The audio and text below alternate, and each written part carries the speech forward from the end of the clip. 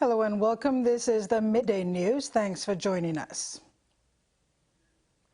Prime Minister James Marape has congratulated the U.S. President-elect Donald Trump on his election as the 47th President of the United States of America. Marape also expressed gratitude to the outgoing President Joe Biden for his dedicated service and commended Vice President Kamala Harris for the spirited challenge she posed during this election cycle, highlighting her historic contributions and resilience. Former U.S. President Donald Trump defeated his Democratic rival Vice President Kamala Harris in both the Electoral College and the popular vote, becoming the 47th President of the United States of America. Prime Minister Marape, in congratulating his win, said his government looks forward to reinforcing the long-standing partnership between the two nations, which are grounded in shared values and mutual respect.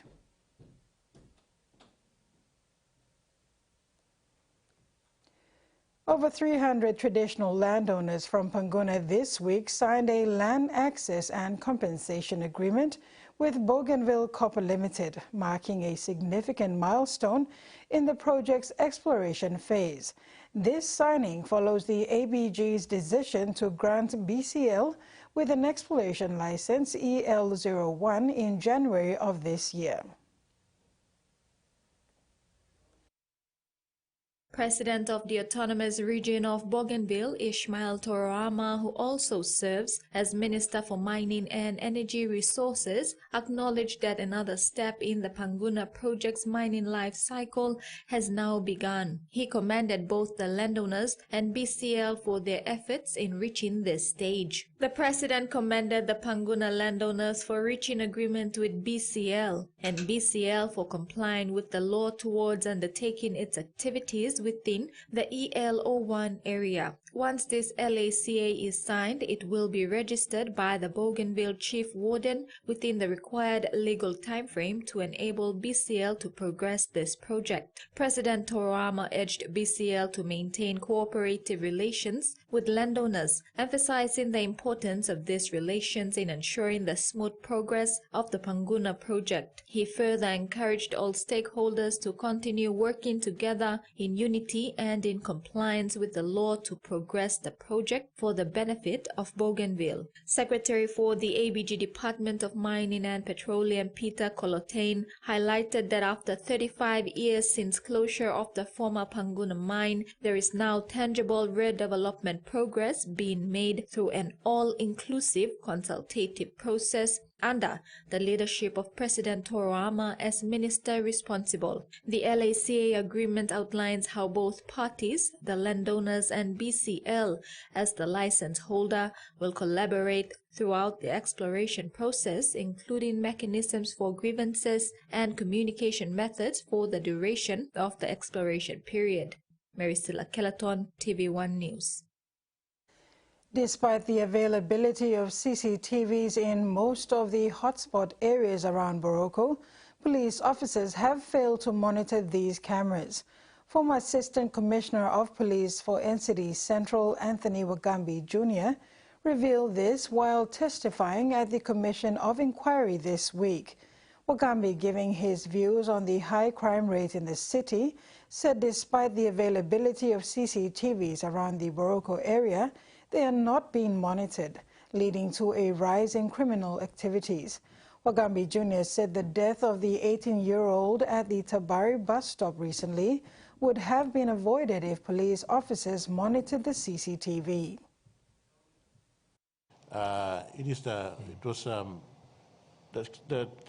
CCTV is working, but the police were not monitoring it. If they were monitoring the CCTV, then we would be able to pinpoint would-be troublemakers and have them apprehended and dealt with straight away.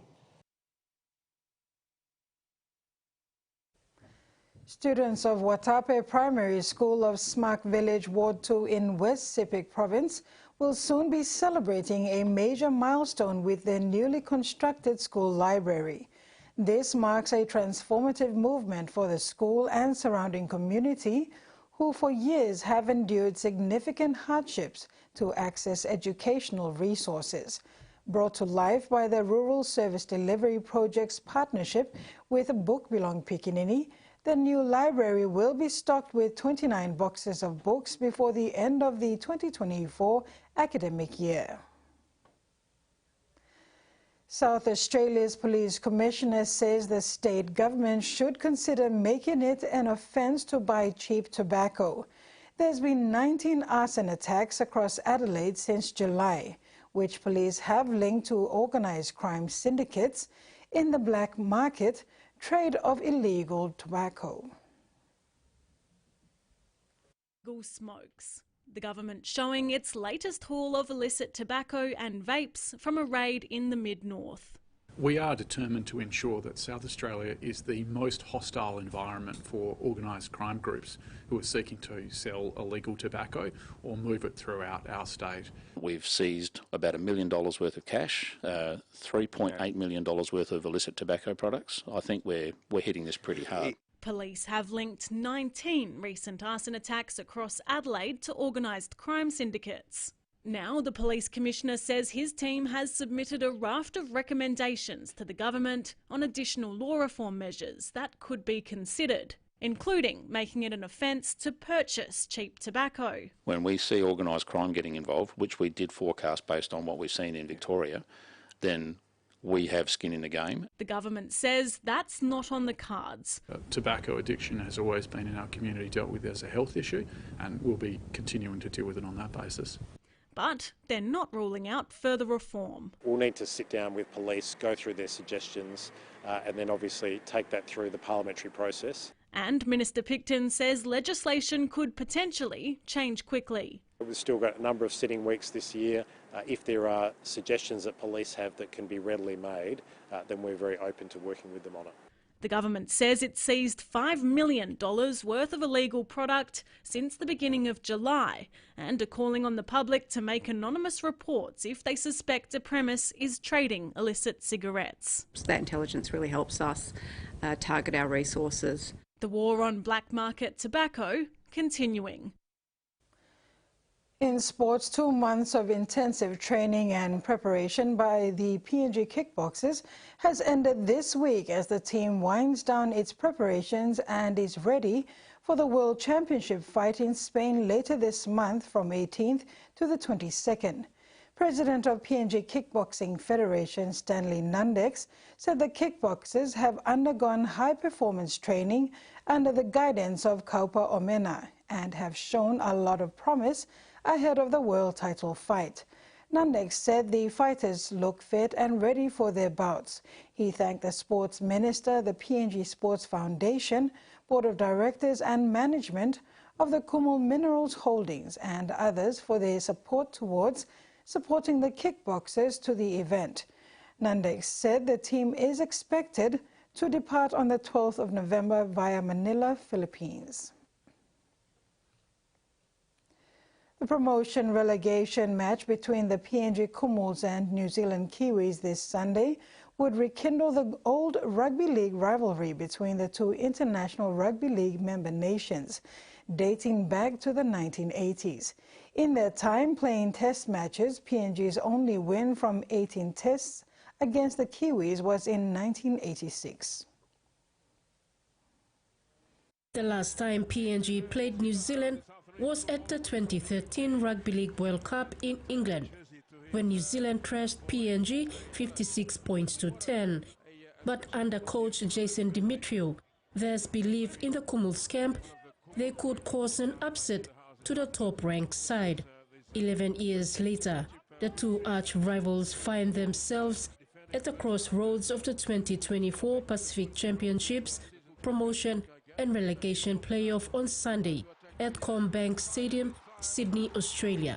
After overcoming a formidable Cook Islands side 42-20 last Sunday in Port Moresby to retain the bowl, Kumuls are quite confident of making a strong statement against a powerhouse Kiwis side. The Kumuls will be out to create history as they muscle their way into trying to win the match, which will enable their entry into the Pacific Cup Challenge. Coming off a disastrous campaign in the Pacific Cup, the Kiwis will be vying to install some lost pride after being beaten by Australia and Tonga to place them down the ladder, ever since taking up the post as head coach for the Kumuls earlier this year. Coach Dimitrio is confident in his side for a better performance against the might of the Kiwis. Susan Oreape, TV1 Sports. And finally, two-time Melbourne Cup winning trainer Sheila Laxton is ready to take on the world with champion horse Knight's Choice. Laxton, who is still in disbelief, says the horse is a freak. And what's made the win even more memorable, his humble beginnings. Here, the Melbourne Cup writes a new fairy tale, but it'll be hard for future winners to get close to this one. And trainer Sheila Laxton believes it's still just the first chapter. He's a real athlete. I've never known a horse like him. He's a freak. Maybe he can go on to do, create history like Winks did and Firelap, and who knows. Knight's Choice is a 5-year-old gelding with a cheeky temperament. Laxton and her co-trainer and husband, John Simons, picked up Knight's Choice for just $85,000, and yesterday he went on to win the $4.4 million prize. You don't have to be a favourite. You don't have to be from Europe. You don't have to be costing 2.2 million or whatever. Laxton now has a perfect strike rate in the race that stops the nation, her first win coming 23 years ago. But this one was unpredictable, and it started more than 1,250 kilometres from Flemington in Walker, northern New South Wales, with Norman and Diane Baisley. It's a bit of a passion. I'm 76 years of age and it's a hobby. The Baisleys purchased his dam or mum, Midnight Pearl, for just $1,000. I knew when I bought it for $1,000, I got a bargain buy. The rest is history, isn't it? A budget buy with a priceless story, but like all good fairy tales, this one needed some magic. And jockey Robbie Dolan delivered. I don't know, there was just weird stuff happening this week where I was just a bit superstitious that something was going to happen, and yeah, it just did. Knight's Choice will now have a well-earned break before potentially eyeing a spot in the Japan Cup. We'll sit down and work out what's going to be best for him in the long run. But as I say, he's pulled up really well, he's really fit, and he's done that on his year. He's just a freak horse. And our news update ends on that note. Do join us at 6 p.m. for our main bulletin.